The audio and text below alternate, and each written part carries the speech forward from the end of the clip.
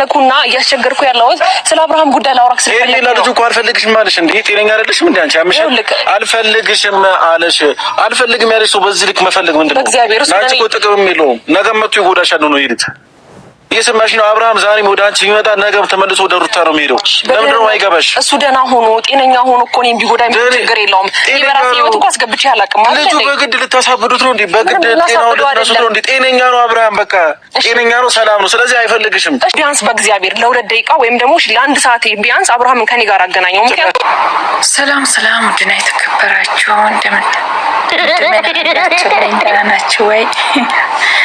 ማለሽ ይቅርታ እንግዲህ ዛሬም በአዲስ ቪዲዮ ተመልሰን ተገናኝተናል ማለት ነው።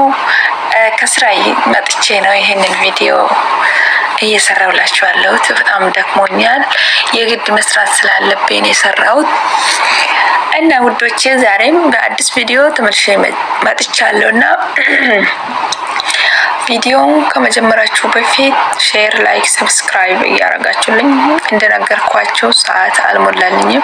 ሰዓት እንዲሞላልኝ አግዙኝ እላችኋለሁ። ሰብስክራይብ እንጂ የሚበዛው የኔ ቻናል ሞኔታይዜሽን አልሆነም ማለት ነው እና እንድታግዙኝ እለምናችኋለሁ የኔ ውዶች፣ የመዳም ቅመሞች ማለት ነው። ኤኒዌይስ ዛሬ ሄርሜላ ኤፍሬም ጋር ሄዳ ነበረ እና እኔ ግራ ገባኝ ለምን እንደሄደችው። ለምን የራሷን በዚህ ልክ ዝቅ አርጋ የምታየውና ዝቅ አርጋ እንደዚህ እያለች ያለችው እኔ አልገባኝም። እናንተ ልክ ናት ትላላችሁ ወይስ ኤፍሬም ለወንድሙ ያልተመለሰ ለሷ ይመለሳል ብላችሁ ታስባላችሁ? ሄርሚ ይሄ ላንቺ ነው፣ እውነቴን ነው የምልሽ። ኤፍሬም ለወንድሙ ያልተመለሰ ልጅ ነው፣ ላንቺም አይመለስም። እንዳታገኝም ለምን ታገኘዋለሽ?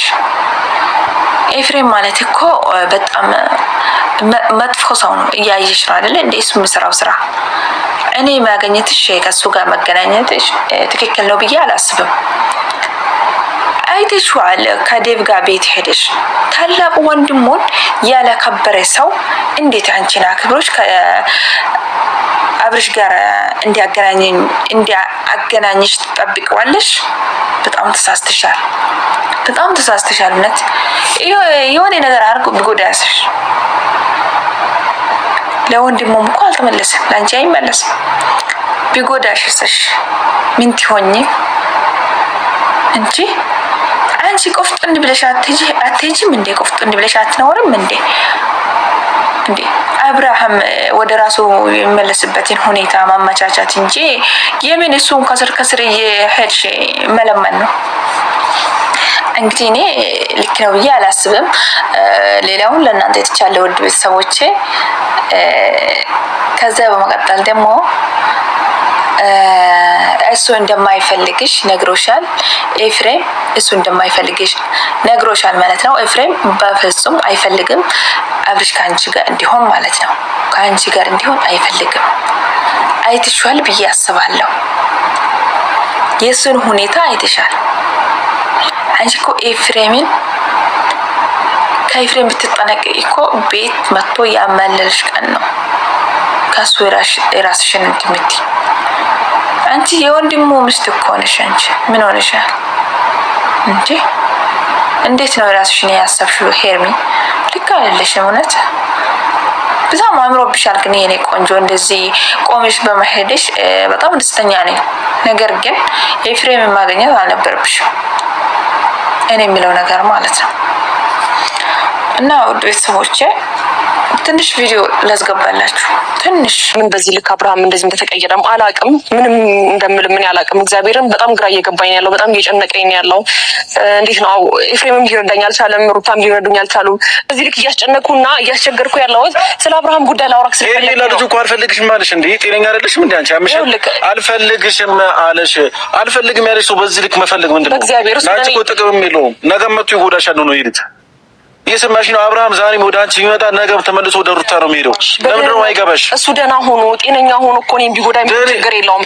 በራሴ ህይወት እኮ አስገብቼ አላውቅም ማለት ነው። ልጁ በግድ ልታሳብዱት ነው እንዴ? በግድ ጤናውን ልትነሱት ነው እንዴ? ጤነኛ ነው አብርሃም፣ በቃ ጤነኛ ነው፣ ሰላም ነው። ስለዚህ አይፈልግሽም። ቢያንስ በእግዚአብሔር ለ2 ደቂቃ ወይም ደግሞ ለአንድ ሰዓት ቢያንስ አብርሃምን ከኔ ጋር አገናኘው። ምክንያቱም እንደ አንድ ሴት አንድ ነገር አንተ ቢገባ ለአንድ ሰከንድ ካሁን በኋላ ከአብርሃም ጋር አትሆኝም። አይደለም ለአንድ ሰዓት ለአንድ ሰከንድ አትሆኝም። አብርሃምን አታዩም። ካሁን በኋላ ይቅርታ፣ በቃ በእግዚአብሔር ምን አጥፍቼብህ ነው በዚህ ልክ ግን ኤፍሬም እኔ ላይ እንደዚህ ጨካኝ የምትሆነው? በእግዚአብሔር ምንም መቅለስለስም ሆነ ምንም ሆነ መቅለስለስ አይደለም። እግዚአብሔር እኔ በጣም ከልቤ ነው። ይኸውልህ እኔ ጋር አንተ ጋር የሚያቀሰልሰኝ ምንም ነገር የለም። እማፈቅረው ሰው ጋር አንተ ጋር ስላለ ነው። ገባ?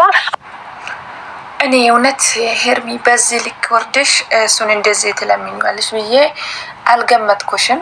እንደዚህ ማለት ላይኖርብኝ ይችላል ግን ያልመሰለኝን ነገር መሰለኝ ብዬ አላወራም።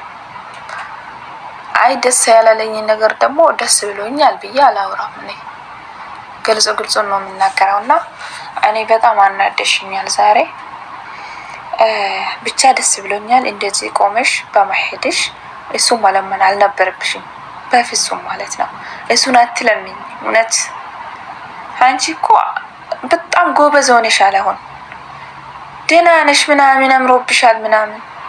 የውስጥሽ ግን እግዚአብሔር ነው የሚያውቀው። እና የኔ ቆንጆ እንዳይለምድብሽ እንደዚህ አይነት ነገር።